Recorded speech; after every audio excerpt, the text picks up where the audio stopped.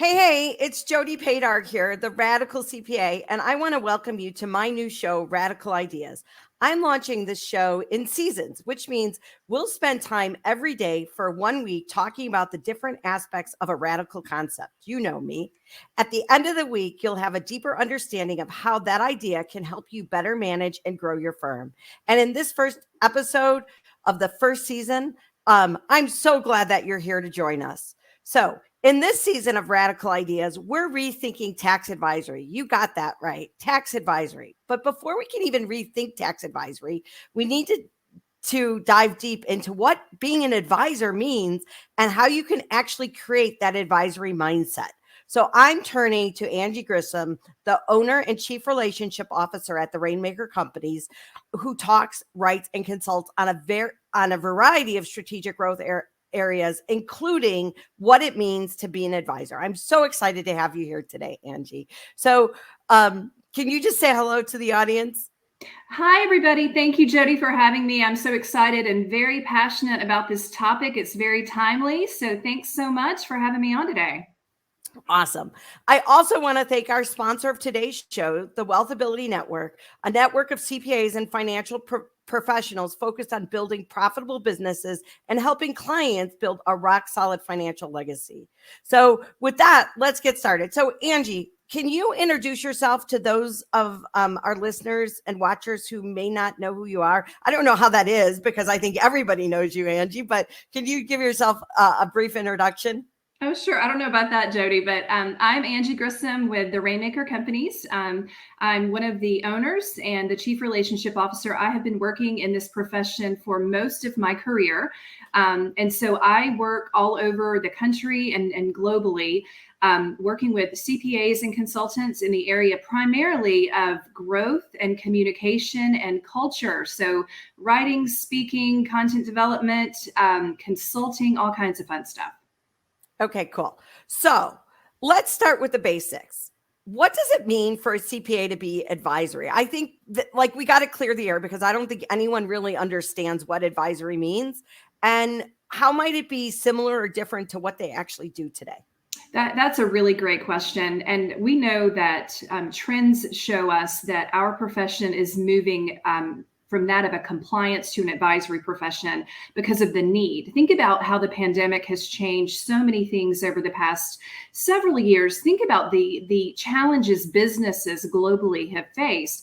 Well, CPAs are perfectly positioned to be that trusted advisor.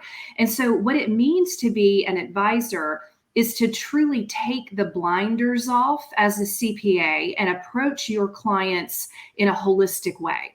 So instead of thinking I need to check the tax box or the audit box or consider only the things that maybe we've done in the past, we want people to take those blinders off and really look at your client holistically and ask about goals, personal, professional, short-term, long-term, all of those things. And it's just a different way to show up. So do you think CPAs are ready for this? I think so. And here's why. I think it's more fun. We talk about, do you want to be an aspirin or a vitamin? And I think it's important to be both as a CPA or advisor. So you want to relieve the pain, right?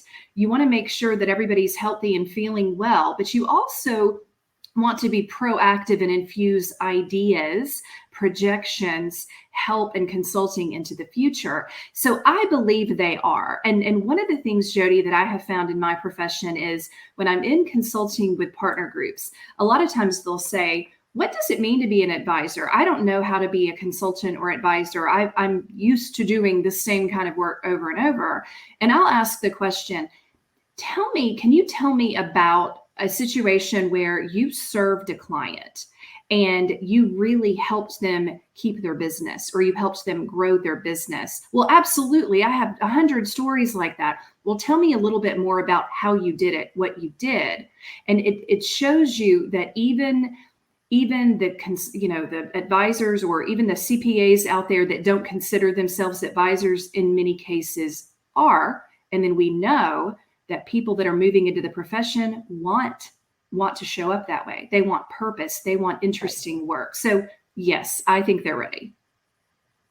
Right. And I think too, when we had to deal with all the PPP stuff, that was like the perfect storm of how we had to step into that advisory role. And we did it, right? Like, that's what I think CPAs forget. Like, and sometimes it seems like a long time ago, other times not so long ago, but like, it was just 3 years ago when the pandemic started, and we all really had to like go into that advisory role where we were really being that advisory and walking alongside our clients during that traumatic time, right? So like, if CPAs say they can't do it, like I prove them and say, hey, you just did it, right? We did it with the pandemic. Now it's just, how do we do it like all the time? And how do we really incorporate it into our practices so that it becomes kind of the first thing, as opposed to maybe the random act of advisory, which I like to say we practice a lot. Yeah.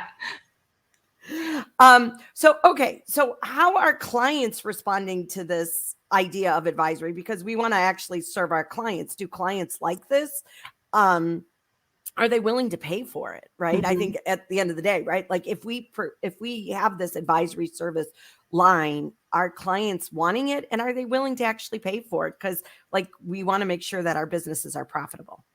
Well, you mentioned the pandemic 3 years ago, and I'll tell you, I'm getting calls from people that we've coached for years, and they're saying, Angie, finally, my client is seeing me as that trusted advisor that you all have been training and coaching us around. They finally said, you are my advisor. I might not be in business had it not been for you throughout the pandemic with the CARES Act and PPP and all of those things. So the good news is, it created awareness, I think, for CPAs, but also for a lot of clients. In terms of how do they respond, I would say positively for the most part. Now, it's just like anything else. Not all clients are meant to be what we call at the top of the value ladder, where you're considered a trusted advisor, a partner, where you have, less competition, less fee resistance. Some are sort of middle value ladder, and some actually are at the bottom that are at a commodity level because they want to be. And so what I would say is there are many, many opportunities for you to show up as that advisor, but it might not be for 100% of your clients because A, they don't want to pay for it, or B, they're just not ready to look at those things yet, which I think is a mistake. But in general, yes, I believe that they're ready, and I believe that they will pay, but it has to be about the value received, not the time put in. 100%. And I think that's important because like, when we think about bringing things into our practices, we have to realize that not every solution is right for every client. And we as firm owners have to think about what's important to us and how we want to evolve our practices as well. So I think that's really critical to like say, you can't sell advisory to every client, but probably 50% of them have been asking for it. You just didn't realize that they actually wanted it.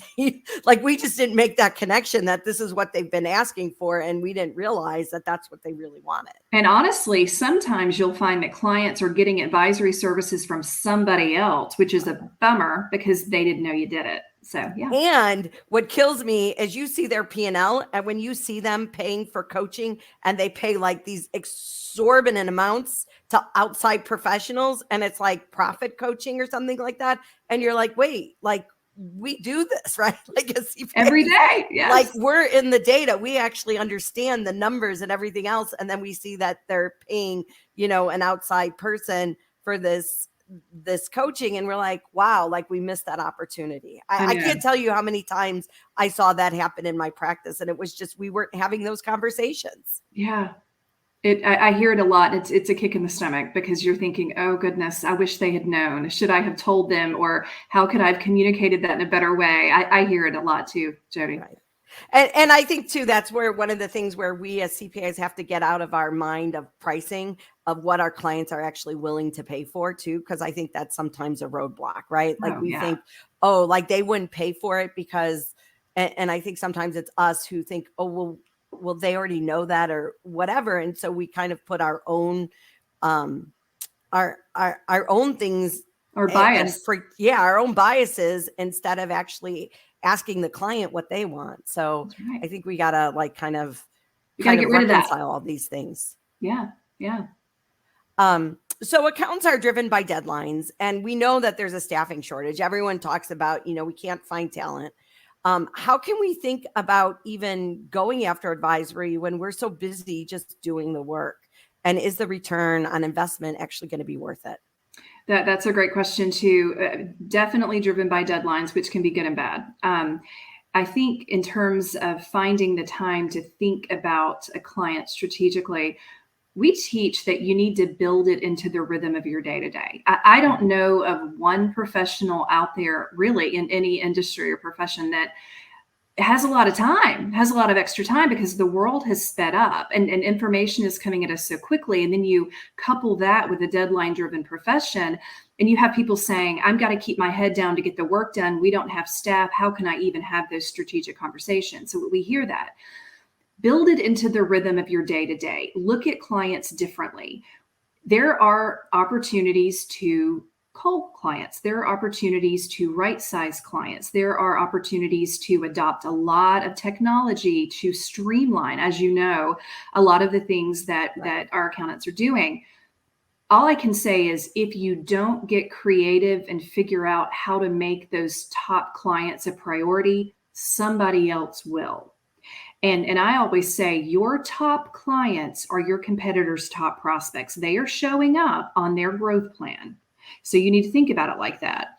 And we talk about, the time utilization matrix, where quadrant 1 is urgent and important. Those are activities that are deadline driven, they're client driven. Quadrant 2 is more, they're important, but they're not urgent. I think advisory comes into that in a lot of ways, because as an advisor, you've got to use your head, right? You've got to use critical thinking, and CPAs are so stinking smart, but we get in this mode of just responding, not necessarily using our critical thinking brains because we don't think we have time. But the reality of it is that's what we should be doing most of the time. And so is the return worth it?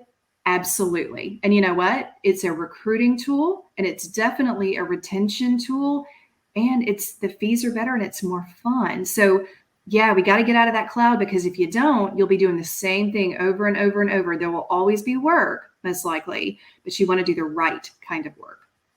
Right. And I think that leads into like kind of the next gen, right? Like, and what it means for your firm, and how we're gonna give this advisory mindset to our team, and how we can teach them to be advisors. Because, traditionally, I think partners most of the time have been those advisors because they have years of experience, but we know that we can't wait for that advisory relationship to happen only at the partner level, right? Like we can't wait to make all these partners either, right? So how do we help push that skill set down? How do we help teach the next generation to have these conversations sooner, and kind of build advisory as part of the firm, as opposed to, oh, the compliance work is all done by the staff and the senior, and if I have a really important question, I'm going to talk to the partner? How do we change that like kind of business model that CPA firms have been like built on? It's definitely a needed change. I was in a meeting recently interviewing 3 up and coming superstars in an accounting firm, and we were asking them, hey, what would you change about your educational process? What would you change about onboarding? What would you change about your role?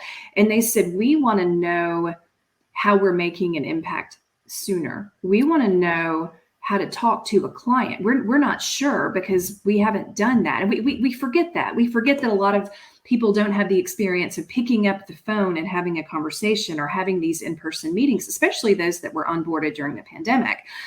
So I would say, get them involved early on. Tell them about the why. Why are you doing the work that you're doing? Introduce them to clients. Introduce them to centers of influence. Take them along on client meetings. Have them involved in your Teams and Zoom meetings, your virtual meetings. We teach an equation that we're all probably familiar with, the management consultant David Maister, and he has a really great trust equation that we use, we like a lot. And it's simply trust equals C plus R plus I, all divided by SI. And what that means is trust equals credibility, showing up with a background and showing up with the knowledge and the expertise, plus reliability, not only doing what you say you're going to do, but asking the hard questions, showing up with additional opportunities, plus intimacy, which, hey, CPAs struggle with that sometimes because we're so focused on the technical piece. But intimacy is that relationship, because people are not going to share the most intimate details of their finances and their worries with you unless you have that big relationship.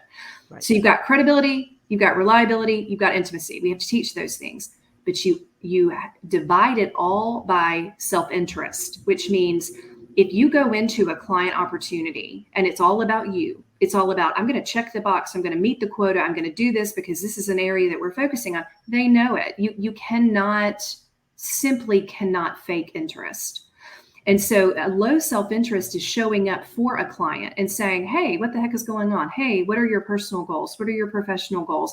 Even if you can't solve it, which is a barrier.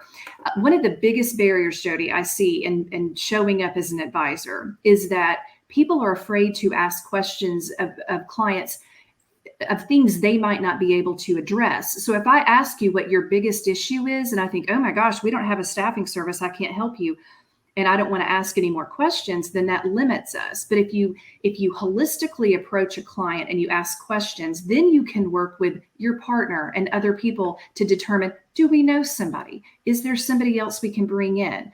So in terms of getting people ready, bring them along, have them shadow, tell them the why, focus on continually updating their credibility, not only through the CPA exam, but otherwise, reliability, intimacy, and make it about them. Yeah, I think those are all really good points. And I always say, one of my quotes is, as a CPA, you're hanging out in their financial underwear drawer. But the only way you can get in there is to really build that relationship. And we as firm owners have to do a better job of letting those relationships go across the firm.